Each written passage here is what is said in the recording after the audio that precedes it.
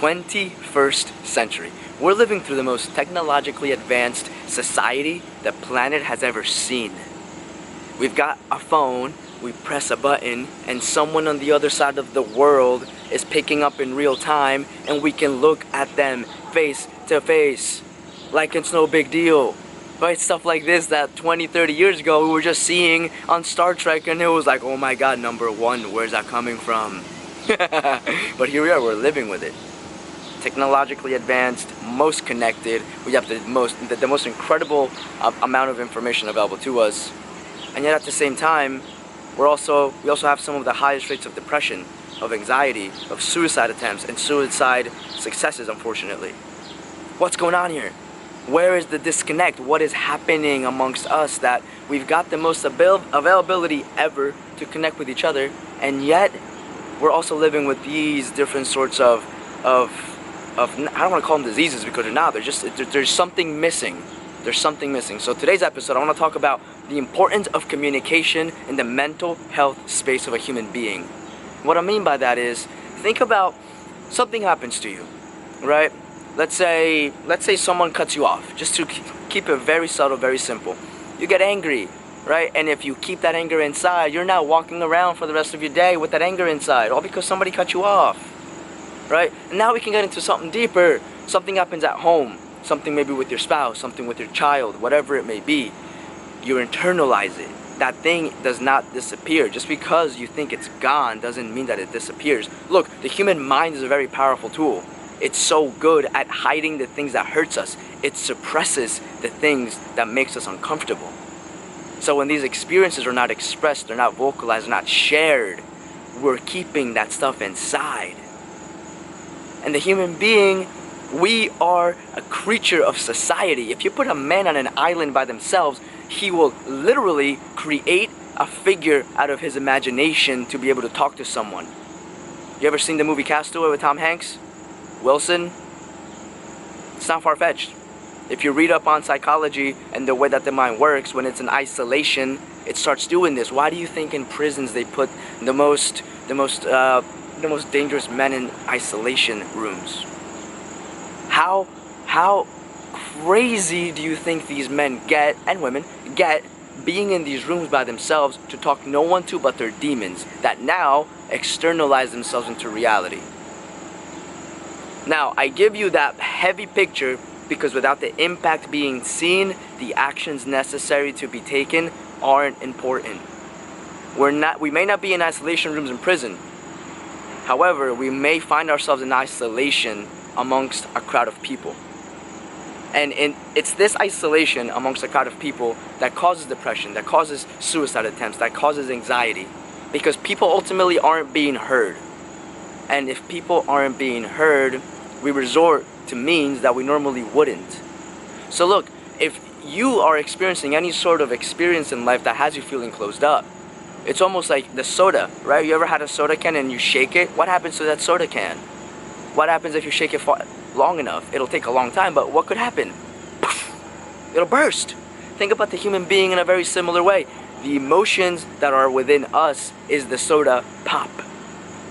The emotions that are within us is that fizzle.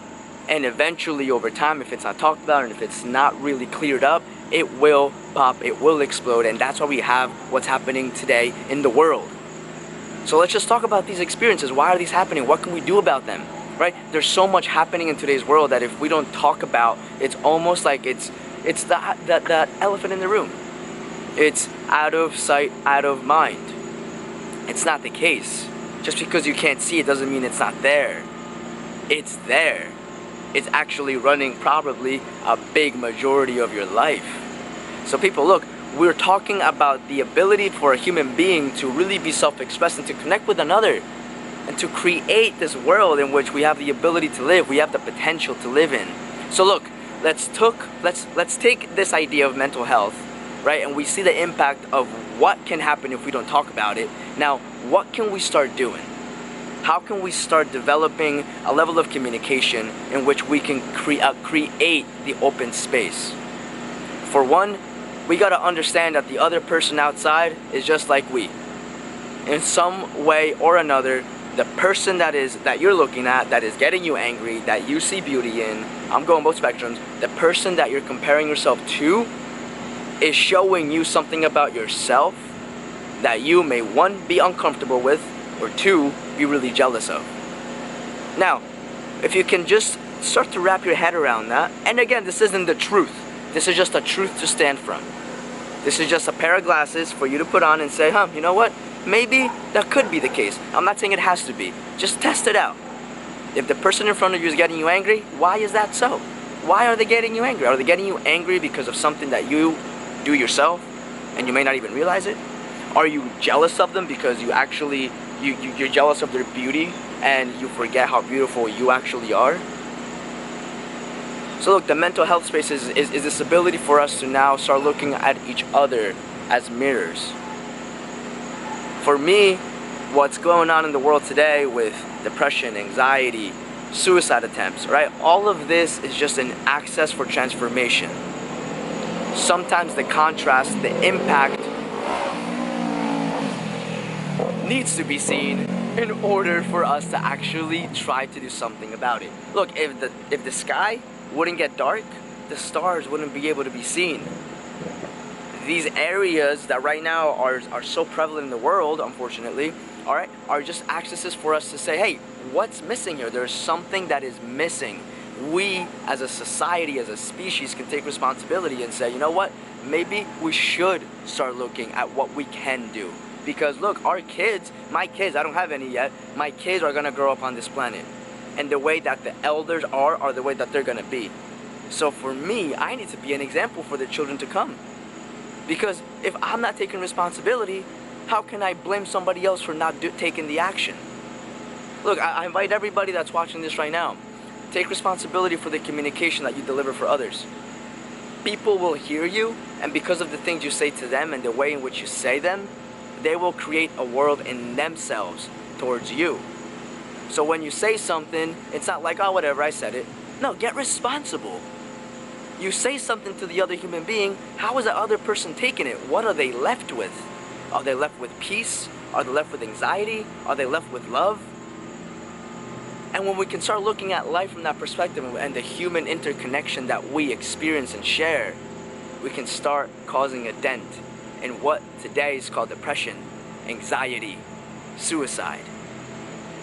The mental health space that right now we're seeing is just an access for transformation.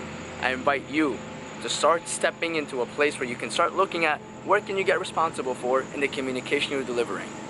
Because it's in that communication that a human being gets heard. And when a human being gets heard, depression, anxiety, suicide attempts will start to crumble. Because there's a level of connection. Be aware, are you the person in solitude amongst the crowd? Are you the person holding everything in and then having it explode spontaneously, explosively? And if that is, it's okay.